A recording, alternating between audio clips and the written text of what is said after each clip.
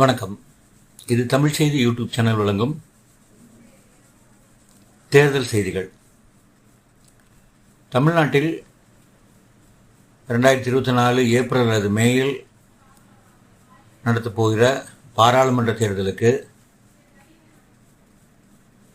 இன்னும் கூட்டணிகள் முடிவாகவில்லை, அல்லது கூட்டணிக்குள் இருக்கிற கட்சிகள் முடிவாகவில்லை. கட்சிகளுக்கு எவ்வளவு இடங்கள், என்னென்ன தொகுதிகள் என்பது இன்னும் முடிவாகாமல் இருக்கின்றன. ஆனால் திமுக கூட்டணி இதில் முன்னணியில் இருக்கிறது. திமுக கூட்டணியில் இருக்கிற கட்சிகள் எவை எவை என்பது உறுதியாகி இருக்கிறது. பல வருடங்களாக இந்த கூட்டணி தொடர்ச்சியாக ஒரே கூட்டணியில் கட்டுக்கோப்பாக இருக்கின்றன. திராவிட முன்னேற்ற கழகம், இந்திய தேசிய காங்கிரஸ், மதிமுக, விடுதலை சிறுத்தைகள், இந்திய கம்யூனிஸ்ட் கட்சி மார்க்சிஸ்ட் முதலில் இருக்கின்றன. மனிதநேய மக்கள் கட்சி, முஸ்லீம் லீக், இப்பொழுது புதிதாக வந்திருக்கிற மக்கள் நீதி மையம். இதில் காங்கிரஸோடு ஏற்கனவே கூட்டணி பேச்சுவார்த்தையை திமுக நடத்த தொடங்கிவிட்டது.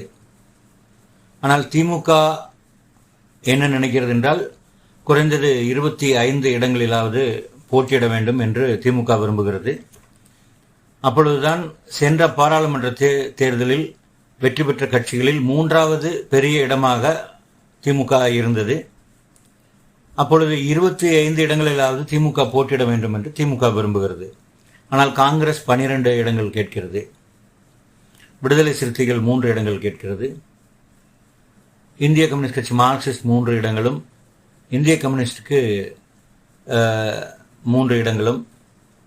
ஆக மொத்தம் இருக்கிற தொகுதிகள், இவர்கள் கேட்கிற எண்ணிக்கைகள் அடிப்படையில் பார்த்தால் தொகுதிகளின் எண்ணிக்கை போதாது.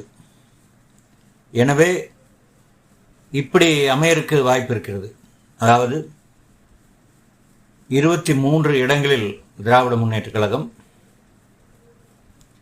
7 இடங்களில் காங்கிரஸ்,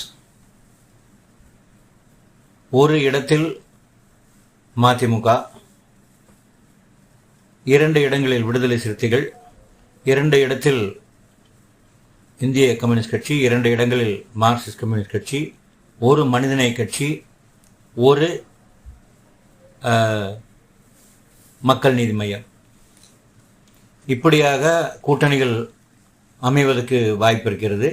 சென்ற முறை போட்டியிட்ட அதே இடங்களில் காங்கிரஸ் போட்டியிட முடியுமா, இல்லை கம்யூனிஸ்ட் போட்டியிட்ட அதே இடங்களில் போட்டியிட முடியுமா என்பது தெரியவில்லை. கூட்டணிகள் உறுதியானாலும், இருக்கைகள் உறுதியானாலும் கூட அந்த போட்டியிடுகிற இடங்கள் மாறுவதற்கான வாய்ப்புகள், தொகுதிகள் மாறுவதற்கான வாய்ப்புகள் இருக்கின்றன. அதிமுக கூட்டணி பொறுத்தவரைக்கும் பார்த்தால் புரட்சி பாரதமும் SDP கட்சியும் கூட்டணியில் உறுதியாக இருக்கிறது. பாமகவும் தேமுதிகவும் கேட்டான் தவால் என்று சொல்லப்படுவதைப் போல பூனை மதில் மேல் பூனையாக அந்த கூட்டணிகள் முடிவாகாமல் இருக்கின்றன. ஏனென்றால் பாமகவுடைய கோரிக்கை 9+1, அதாவது 9 பாராளுமன்ற இடங்கள், 1 ராஜ்யசபா இடங்கள். அதே போலவே தங்களுடைய மாவட்ட செயலாளர் கூட்டத்தில் தாங்கள் எடுத்த முடிவின்படி 14+1 வேண்டும் என்று தேமுதிக கூட்டணி விரும்புகிறது. ஆனால் 14+1 என்ற இடங்களை கொடுக்க முடியுமா என்பது தெரியவில்லை. குறைந்தபட்சமாக 4 மக்களவை தொகுதிகளும் 1 ராஜ்யசபா இருக்கையும் கடைசியாக குறைந்தபட்சமாக தேமுதிக எதிர்பார்க்கிறது. இதிலும் குறிப்பாக கள்ளக்குறிச்சி, சேலம், விருதுநகர் உள்ளிட்ட 4 பாராளுமன்ற தொகுதிகள். அதில் குறிப்பாக கள்ளக்குறிச்சியில் சுதீஷ் போட்டியிடுவதற்கான வாய்ப்புகள் இருக்கின்றன. 1 அல்லது 2 இடம் கொடுக்கும் கட்சியோடு கூட்டணி இல்லை என்பது தேமுதிகவினுடைய ஒரு விருப்பமாக முடிவாக இருக்கிறது. அப்படி பார்த்தால் 4 இடங்கள். ஆனால் ராஜ்யசபா இடம் கொடுப்பதில் தான் அதிமுகவுக்கு பிரச்சனை இருக்கிறது. ஏனென்றால் தேமுதிகவும் ராஜ்யசபா இடம் கேட்கிறது, பாமகவும் ராஜ்யசபா இடம் கேட்கிறது. ஆக இருவருக்கும் கொடுத்து விட்டால் இனி அவர்களுக்கு 2 ராஜ்யசபா சீட்டுகள் கிடைக்கும். அந்த 2 இடங்களில் 2ஐயும் தேமுதிகவுக்கும் பாமகவுக்கும் கொடுத்து விட்டால் தங்களுடைய கட்சிக்காரர்களுக்கு கொடுப்பதற்கு சீட்டுகள் இல்லை என்பது அவர்களுடைய நிலையாக இருக்கிறது. இப்படி இருக்கும் பொழுது ஒருவேளை தேமுதிகவும் பாமகவும் தங்களுக்கு போதுமான இடங்கள் அதிமுக கூட்டணியில் கிடைக்கவில்லை என்றால் அவை பாஜகவுக்கு செல்வதற்கு வாய்ப்பு இருக்கிறது.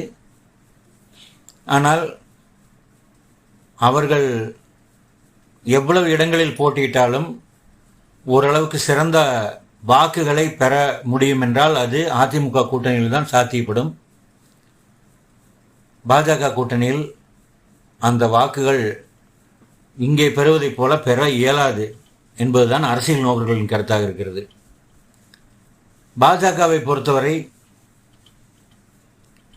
பிஜேபியுடன் ஓபிஎஸ், தினகரன், கிருஷ்ணசாமி, ஜான் பாண்டியன் இவர்களெல்லாம் சேர்ந்து அணியமைத்து போட்டியிட வாய்ப்புகள் மிக அதிகமாக இருக்கின்றன.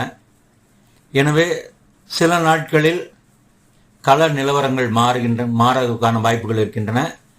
அப்பொழுது எந்தெந்த கூட்டணியில் எந்தெந்த கட்சிகள், அவற்றுக்கு எவ்வளவு இடங்கள், அவை போட்டியிட போகும் தொகுதிகள் என்ன என்பதை பற்றிய விவரங்களை எல்லாம் இனிவரும் நாட்களில் தெரிந்து கொள்ளலாம். அதுவரை தமிழ் செய்தி யூடியூப் சேனலோடு இணைந்திருங்கள். உங்களுடைய தொடர்ச்சியான ஆதரவை எங்களுக்கு கொடுங்கள். நீங்கள் கொடுத்து வரும் பேராதரவுக்கு நன்றி. வணக்கம்.